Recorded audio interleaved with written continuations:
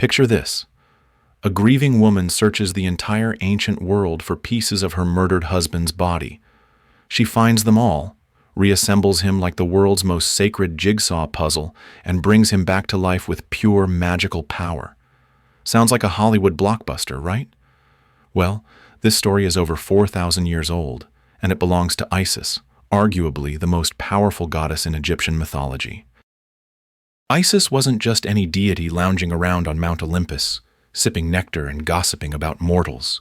She was the ultimate multitasker, master magician, devoted wife, protective mother, and resurrection specialist all rolled into one. Her story has everything: passionate love, brutal betrayal, epic quests, magical battles, and a plot twist that would make M. Night Shyamalan jealous. Ancient Egyptians worshipped her for over 3,000 years, and her influence spread across the entire Mediterranean world. But here's what makes Isis truly special. Her story isn't just about divine drama. It's about the length someone will go to for love, the power of determination against impossible odds, and how a mother's protection knows no bounds. These themes hit just as hard today as they did when pharaohs ruled the Nile. So buckle up, because we're about to dive into the most epic love story, revenge tale, and magical adventure that ancient Egypt ever produced. Trust me, by the end of this journey, you'll understand why Isis became the template for every powerful female figure that followed. Long before Isis became the supreme goddess of magic, she started life as part of the most dysfunctional divine family tree in Egyptian mythology. Her father was Geb, the earth god who literally was the ground beneath everyone's feet. Her mother was Nut, the sky goddess who arched over the world like a star-spangled blanket. Talk about having your parents everywhere you look. The ancient Egyptians believed these two cosmic forces created 4 children who would shape the destiny of gods and mortals alike.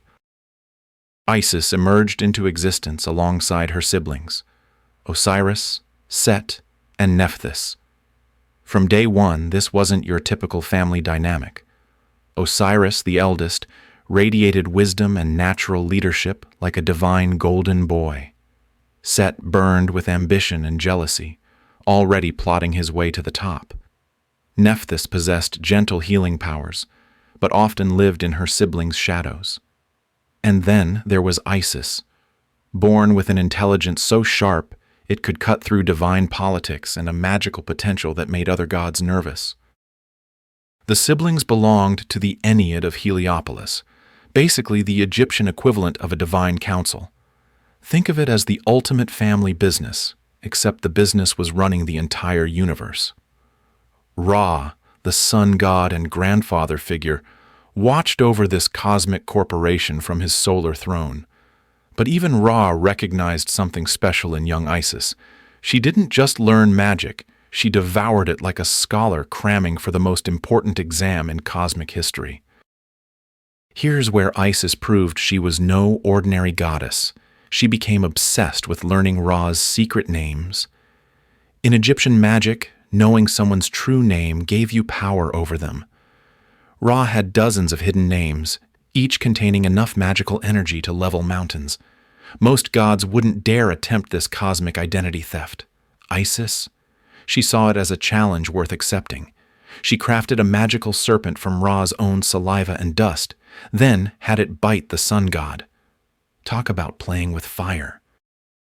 When Ra writhed in agony from the serpent's poison, Isis played the concerned healer.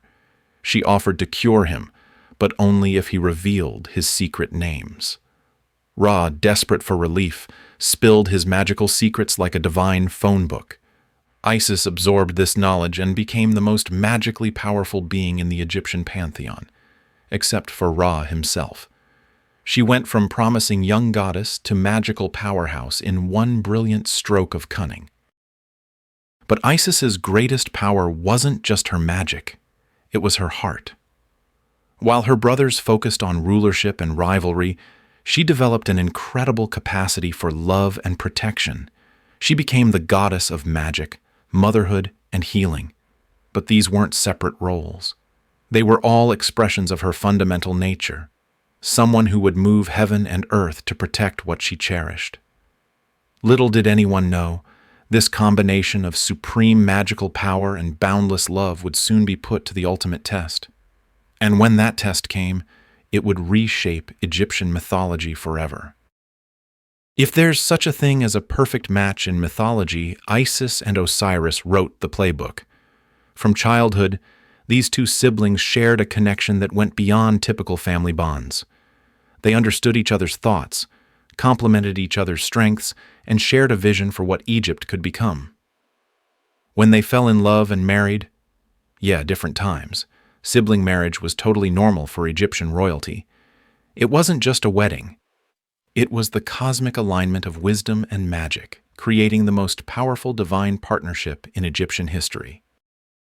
Osiris brought the gifts of civilization to humanity like the world's first life coach. He taught mortals how to farm, brew beer, and bake bread, basically everything needed for a functioning society. He established laws, introduced religious practices, and showed people how to live in harmony with each other and the gods. Meanwhile, Isis worked her magic behind the scenes.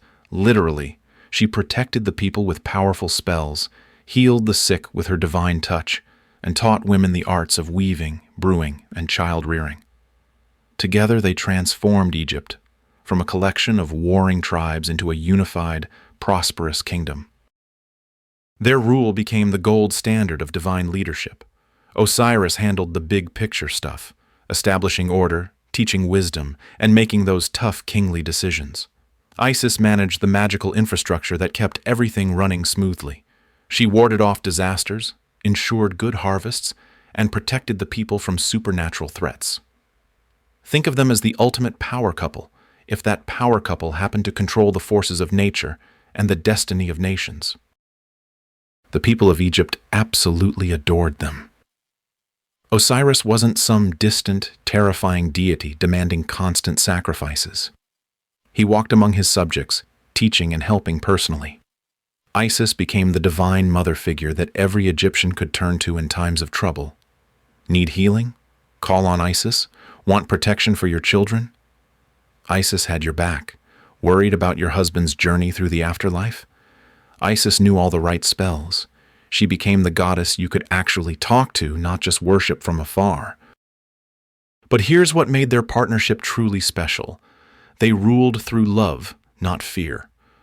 While other mythologies are full of gods who terrorized mortals into submission, Isis and Osiris inspired devotion through kindness and genuine care. They established Ma'at, the cosmic principle of truth, justice, and balance that became the foundation of Egyptian civilization. Under their guidance, Egypt experienced a golden age where art flourished, wisdom grew, and people lived in harmony with the divine order. Unfortunately, someone was watching all this domestic bliss with growing resentment. Set, Osiris's younger brother, burned with jealousy every time he saw the happy couple ruling their perfect kingdom. He wanted what Osiris had, the throne, the respect, the love of the people. Most of all, he wanted Isis herself. Set began plotting in the shadows, planning a betrayal so shocking it would shatter this golden age forever. The perfect union of Isis and Osiris was about to face its ultimate test, and the consequences would echo through Egyptian mythology for millennia. Set's jealousy had been simmering for years, like a pot about to boil over. Every time he saw Osiris receiving praise, every moment he watched Isis and Osiris ruling together in perfect harmony, that green-eyed monster grew stronger. Set wanted the throne, he wanted the power, and most disturbingly, he wanted Isis for himself. But Set was clever. He knew he couldn't just challenge Osiris to a fair fight.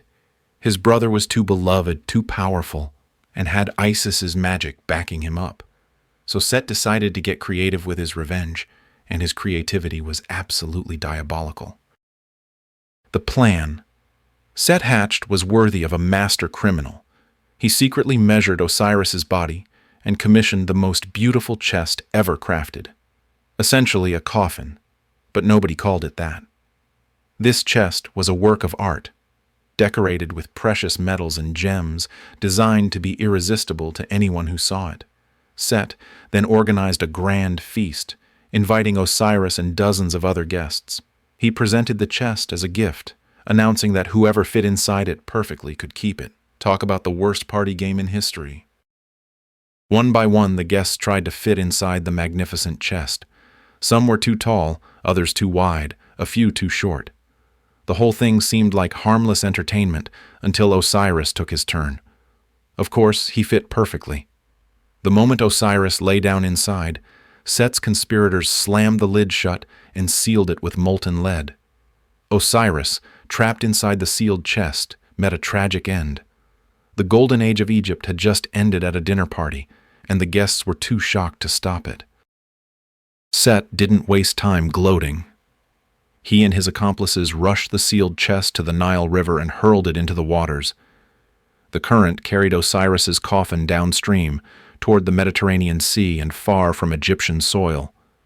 Set probably thought he was being clever. No body, no evidence, no way for Isis to work her resurrection magic.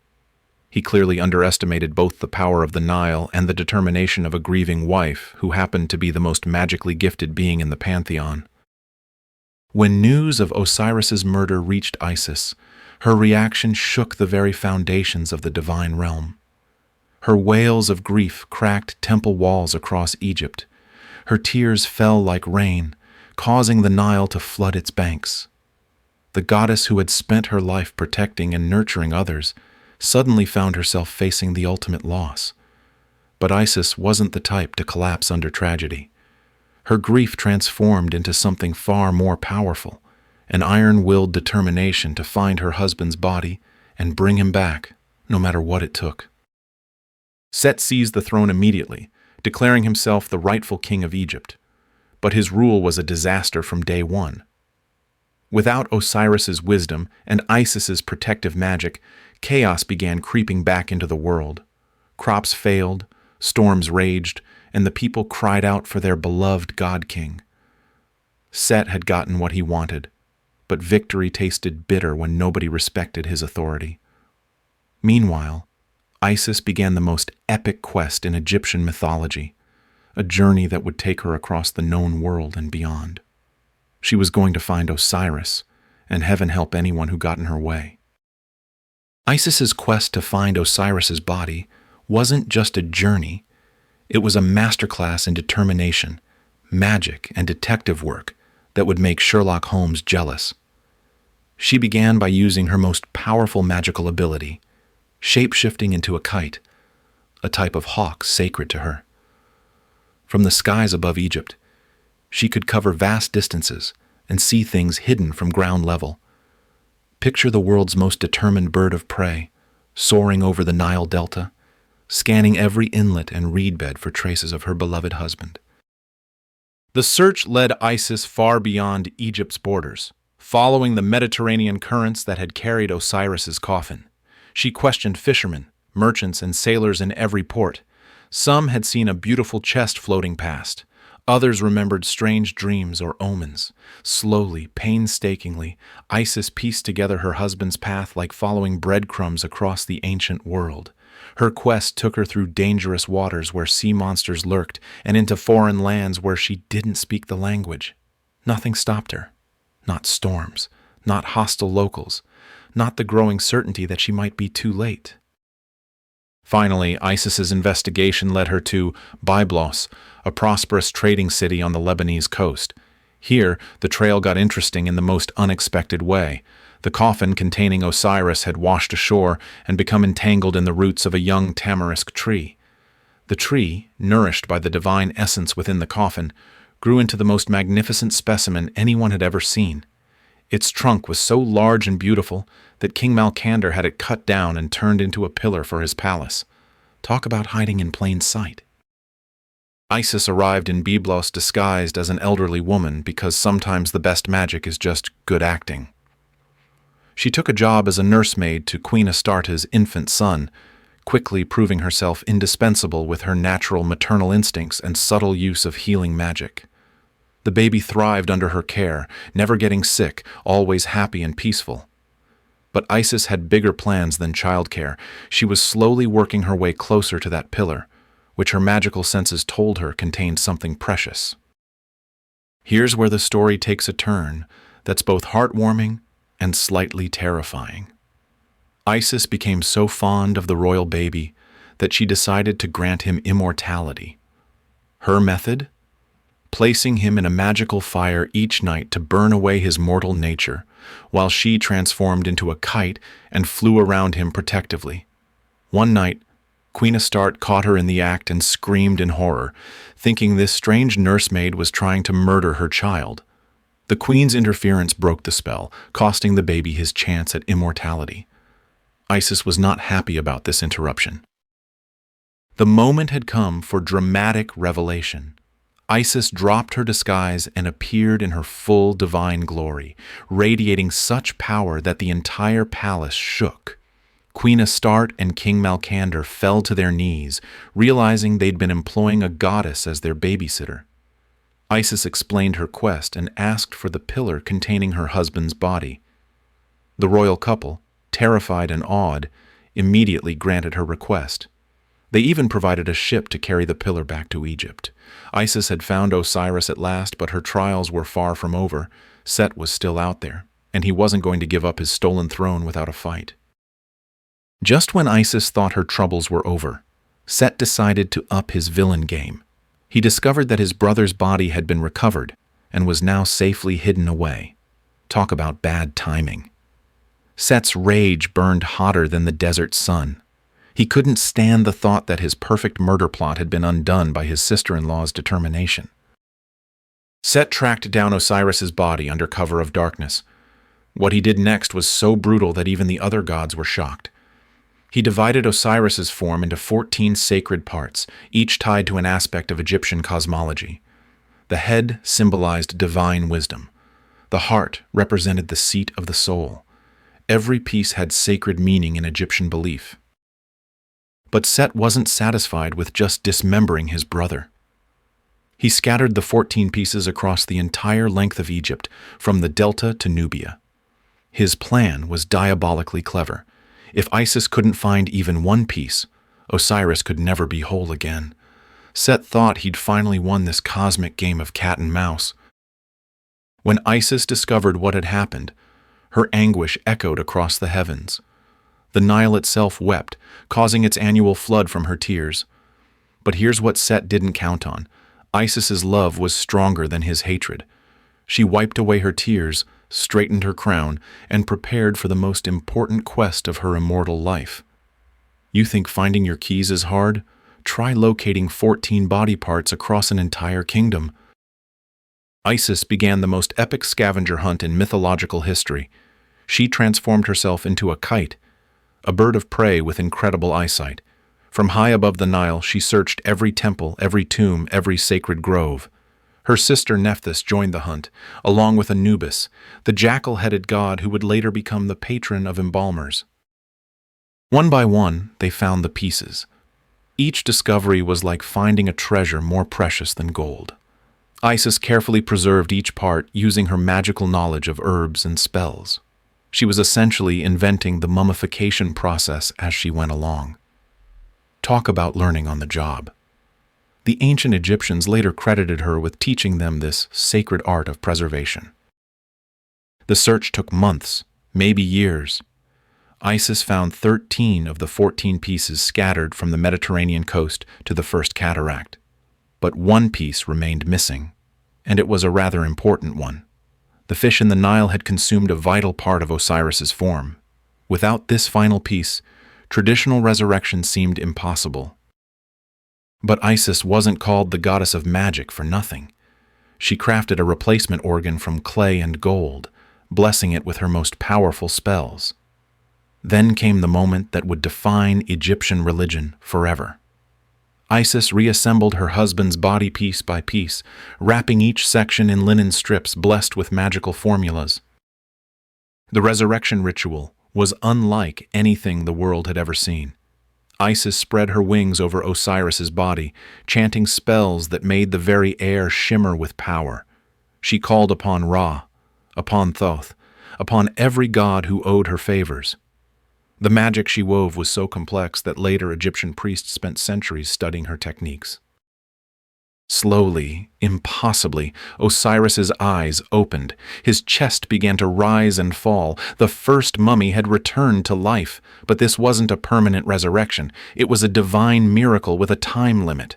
Osiris had just enough life force for one crucial act. In that magical moment, Isis and Osiris conceived their son Horus. The symbolism was profound. Death had been conquered, but only temporarily. Life could triumph over destruction, but at great cost. This story became the foundation of Egyptian beliefs about the afterlife. Every pharaoh who was mummified was following Isis's example, hoping to achieve what Osiris had, a form of eternal life. Pretty impressive for ancient relationship counseling. Pregnancy is tough enough without having a murderous brother-in-law hunting you down. Isis knew that Set would stop at nothing to kill her unborn child, the rightful heir to Egypt's throne. So she did what any sensible goddess would do. She went into hiding in the most inhospitable place she could find. The marshes of the Nile Delta became her secret sanctuary. The delta marshes were perfect for hiding. Thick papyrus reeds grew taller than houses, creating a natural maze. Crocodiles and hippos kept unwanted visitors away, ancient Egypt's version of a security system. Here, among the mud and mosquitoes, the most powerful goddess in Egypt lived like a refugee. She ate fish and birds, slept on reed mats, and waited for her child to be born. When Horus finally arrived, Isis faced a new challenge: raising a divine baby in secret. Baby gods aren't like regular babies. They glow in the dark, accidentally set things on fire, and attract every dangerous creature for miles around. Isis had to use constant magic just to keep little Horus safe and hidden. The marshes were crawling with deadly threats. Scorpions, snakes, and crocodiles all posed dangers to the infant god. But Isis had become the ultimate protective mother. She wove magical shields around their hiding spots and taught herself healing spells for every possible injury. Her lullabies were actually protective incantations. Set's spies searched everywhere for the missing heir. They questioned fishermen, bribed marsh dwellers, and even sent shape-shifting demons to hunt through the reeds. But Isis was always one step ahead. She moved their hideouts regularly, disguised herself as a poor widow, and used every trick in the divine book. For years, the future king of Egypt grew up in a swamp, protected by a mother's love and some seriously impressive magic. Who needs a royal palace when you've got that kind of security? Even with all of Isis's protection, disaster eventually struck. Young Horus was playing in the marshes when a scorpion stung him. Not just any scorpion. This was one of Set's creatures, sent specifically to kill the boy. The venom was so potent that Horus collapsed immediately, his little body convulsing as the poison spread through his divine blood. Isis's anguish was beyond description. Her magical healing spells weren't working. The scorpion's venom was too powerful, too specifically designed to kill gods. In desperation, she did something unprecedented. She challenged Ra himself, the king of all gods. She threatened to stop the sun from rising if he didn't save her son. Talk about playing hardball with the boss. Ra was initially furious at this divine blackmail. But when he saw Isis's determination and heard her compelling arguments, even the sun god was moved. He sent Thoth, the god of wisdom and magic, to help revive Horus.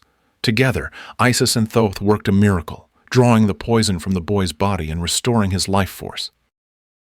This episode became legendary throughout Egypt. It showed that a mother's love could move even the king of gods. It also established Isis as someone who would challenge divine authority itself to protect her child. Egyptian mothers would later pray to Isis when their own children faced danger, knowing she understood their desperation. The story also gave Horus immunity to all poisons, a handy trait for a future king who'd face many assassination attempts. When Horus came of age, it was time to claim his father's throne.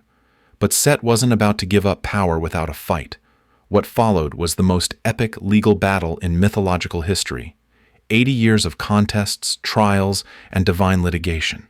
Think of it as ancient Egypt's most dramatic court case, with the fate of the kingdom hanging in the balance. The divine tribunal convened to hear both sides. Set argued that he was the stronger candidate, proven by his victory over Osiris. Horus countered that he was the rightful heir, son of the legitimate king. The gods were split down the middle. Some supported the principle of inheritance, others believed in might makes right. Even divine democracy can get messy. The judges decided on a series of contests to determine the rightful ruler. First came tests of physical strength, then magical duels, then contests of wit and wisdom. Isis served as Horus's coach, strategist, and magical backup. She was like the ultimate stage mom, except her son was fighting for control of an entire civilization. One famous contest involved a boat race, but with a twist. Set built his boat from stone, thinking it would be unbeatable in ramming combat. Horus, following his mother's advice, created a wooden boat disguised to look like stone. When Set's real stone boat sank like, well, a stone, the gods had to admit Horus's cleverness. Sometimes brains beat brawn, even in divine competitions. But Set was a sore loser and a creative cheater.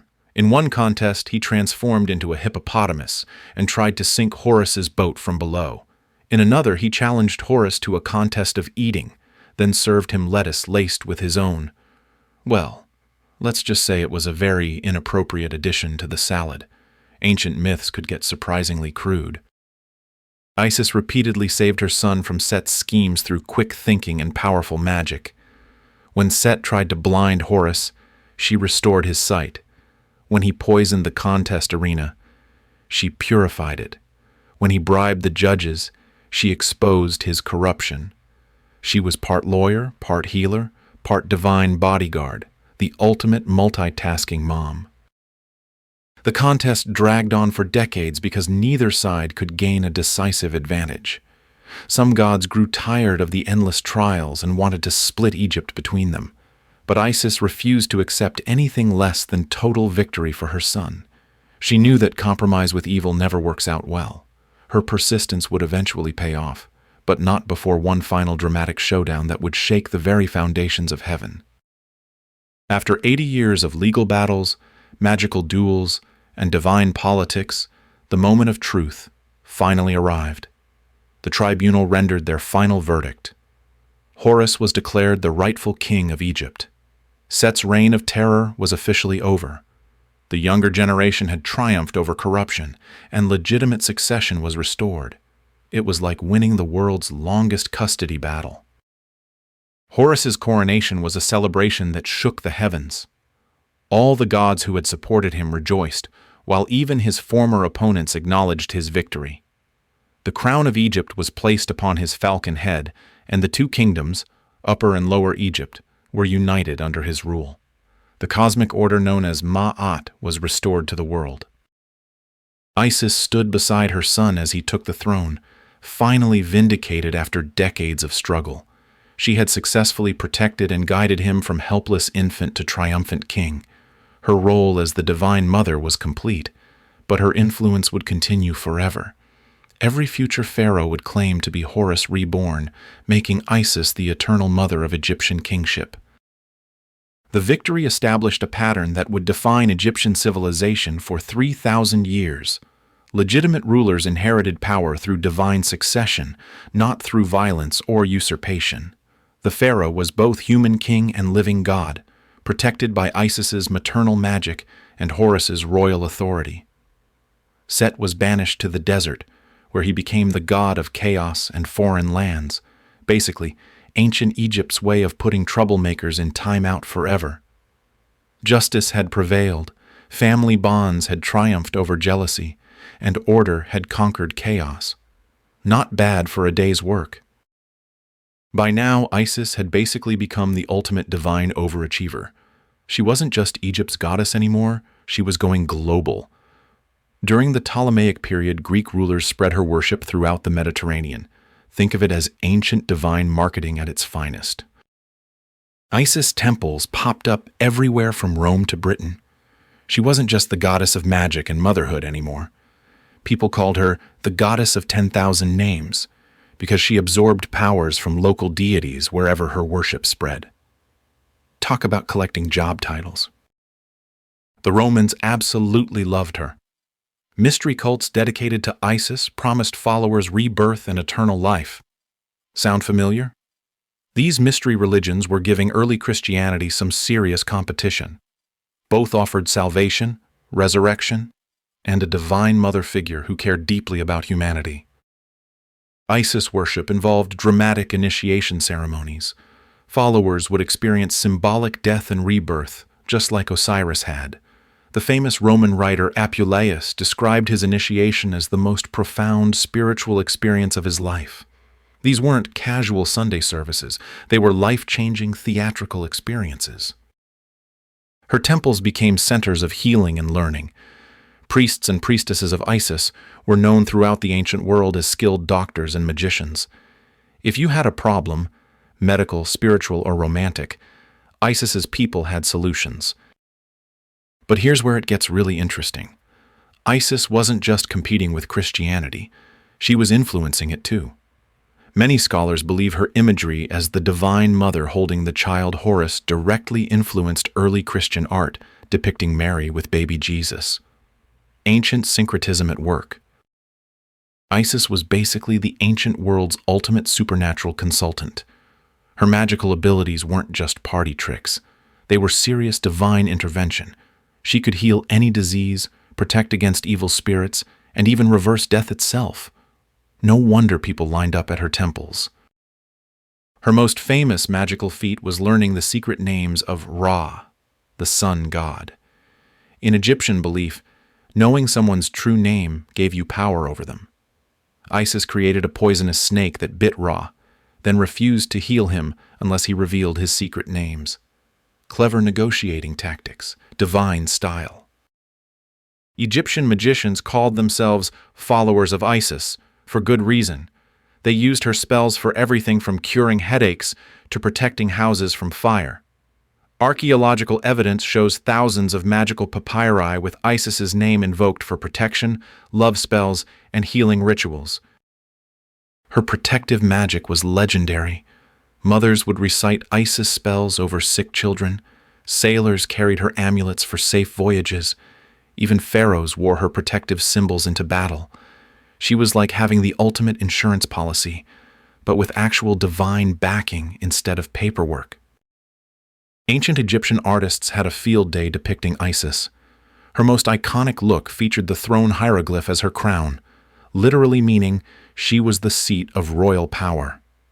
This wasn't just fashion, it was a political statement that pharaohs ruled through her divine authority. Her protective wings became another signature image. Temple walls show Isis with outstretched wings sheltering the dead, promising them safe passage to the afterlife. These weren't decorative elements. They were visual prayers carved in stone. Ancient Egyptians believed sacred images had real protective power. The nursing scenes were particularly popular. Isis breastfeeding Horus appeared on everything from temple walls to household amulets. This imagery emphasized her role as the divine mother who nourished not just gods, but all humanity. Talk about the ultimate maternal figure. She literally fed the divine. Even goddesses can't escape historical change. As Christianity spread through the Roman Empire, Isis worship gradually declined. The last temple dedicated to her at Philae in southern Egypt finally closed in 550 CE. That's over 1,000 years after most other pagan temples had shut down. But Isis didn't just disappear, she transformed. Many of her attributes merged into Christian veneration of the Virgin Mary, the protective divine mother, the Queen of Heaven, the compassionate intercessor for humanity. Sound familiar? Early Christian artists even borrowed Isis's iconography directly. The transition wasn't always smooth. Some Christian writers specifically attacked Isis worship, recognizing her as serious competition. They couldn't deny her appeal, though. A loving divine mother who promised salvation was exactly what people wanted in uncertain times. Isis never really went away. She just went underground for a while. During the Renaissance, scholars rediscovered Egyptian texts and became fascinated with her story. By the 19th century, she was starring in operas, novels, and romantic paintings. Ancient mythology was having a comeback. Modern goddess worship movements have totally embraced Isis. She represents female power, magical ability, and maternal protection in contemporary spirituality. From Wiccan circles to feminist theology, her influence is everywhere. She's like the patron saint of divine feminine energy. Pop culture can't get enough of her either. Movies, TV shows, comics, and video games regularly feature Isis as the ultimate magical goddess. Her story hits all the right notes: love, betrayal, resurrection, and triumph over evil.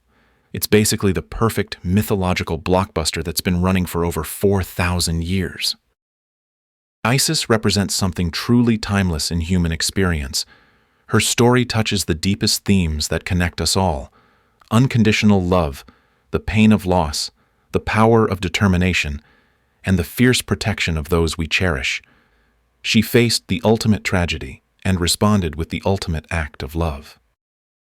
What makes her legendary isn't just her magical powers or divine status. It's her very human emotions in superhuman circumstances. She grieved like any widow, fought like any mother protecting her child, and never gave up when everything seemed hopeless. That's why her story has survived millennia while countless other myths have faded away. Her legacy reminds us that the most powerful force in any mythology isn't magic or divine authority. It's love that refuses to accept defeat. Whether you see her as ancient goddess, archetypal symbol, or fascinating historical figure, Isis shows us that some stories are too powerful to ever really end. They just keep getting retold, generation after generation, because they speak to something eternal in the human heart.